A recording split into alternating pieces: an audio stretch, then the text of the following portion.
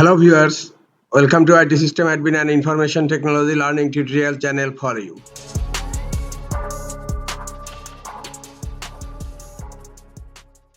In this tutorial, I am going to show you how to change lock screen background on Windows 10 computer.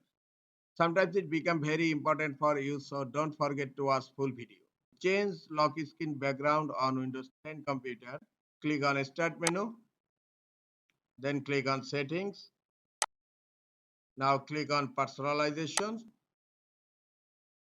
In left pane, click on Lock Screen,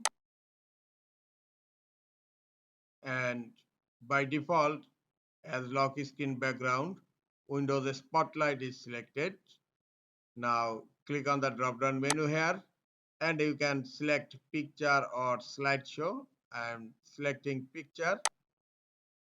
You can choose your lock screen background from these pictures, or if you want, you can choose your customized picture. Click on browse, and I'm selecting a picture from here. Select it and click on choose picture, and look, the lock screen background has been changed. This is the easiest way to change lock screen background on Windows 10 computer. This is all for today. Hope this tutorial is helpful for you. Keep watching for next tutorial. Thank you very much.